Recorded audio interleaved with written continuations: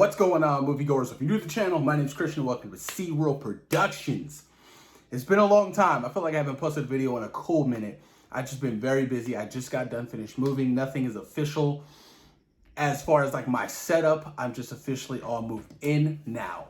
But we got some interesting topics to talk about with the Marvel Cinematic Universe, with this particular controversial storyline that some people are claiming that is a terrible storyline. Now, myself, I have never read it. It's the Ultimatum comic. I think it's a 5-issue series revolving around the X-Men, the Fantastic Four, Namor, Spider-Man. Apparently, this is a very controversial storyline, and I'm curious to know why. So I've got to do my homework on this particular comic book, especially if Marvel Studios is already planning on to kind of manipulate or take from that iteration of that comic and kind of tweak it for the MCU. Because obviously, for obvious reasons, Marvel never really takes 100% from the source material. They always kind of rewrite things and add things, take things out, to make it more suitable to fit in the Marvel Cinematic Universe. But I'm curious to see what this is going to be, especially if it's going to be evolved around like the X-Men, the Fantastic Four. If they're already developing this is kind of big, especially with those characters. We haven't had the proper introduction for any kind of mutants or, the Fantastic Four. So I'm curious to see what's really going to happen with that. Let me read you guys some of this article from the MCU Cosmic.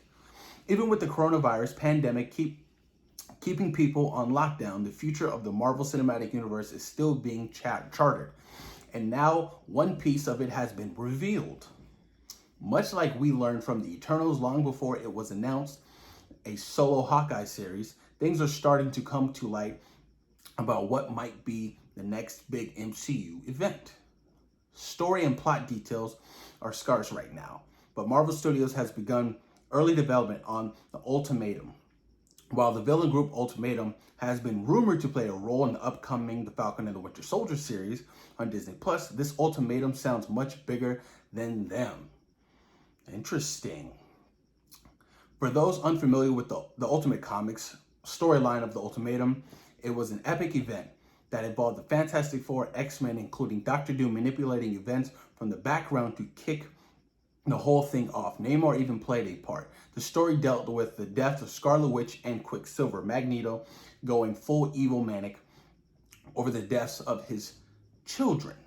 Interesting. And the Fantastic Four and X-Men and other Marvel heroes uniting to defeat him. So if this storyline is pretty much basically, the Marvel Universe versus Magneto, that would be pretty interesting. But I feel like that would be too quick to kind of jump into that. You get what I'm saying? But like I said before, Marvel Studios will probably tweak it and, kind of redo things. Obviously, as said above, the story would need tweaks to be adapted to the MCU. But most of the comic storylines they've adapted have been tweaked without many problems. Hulk took the Silver Surfer Herald role to announce that Thanos is coming in Avengers Infinity War, for example. And of course, Captain America Civil War was a huge improvement over the original. So I think people should have faith that Kevin Feige will tweak this enough to not to be the nightmare the comic event was. I'm curious to know why this was such a huge disaster and a nightmare, some people are stating. I'm very intrigued by this. I really am. Because it can't be that bad. Like, can it be? Like, come on now.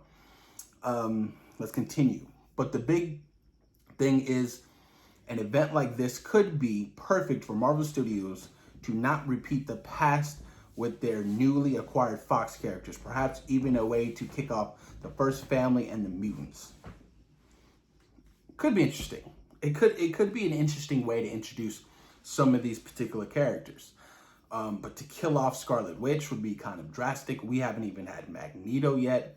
So I do think that with kind of going with this storyline, they can use different characters they can use different characters that they've already have established in the MCU and have them replace the characters that are pivotal to the storyline. Like Doctor Doom, you know what I mean? They can use somebody else. Baron Zemo, apparently, you know what I mean? They can use, for like that Magneto character, that's going to be kind of rough because I don't know how you would replace that and who you would kill off.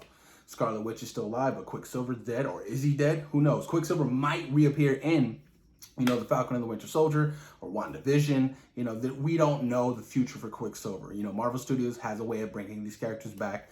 And when you're dealing with Scarlet Witch, bending reality, there's a possibility that, Quicksilver might return. So I'm not closing the door on that particular character. I just wish that if he did return, he would actually be written better, other than what we had him in Age of Ultron.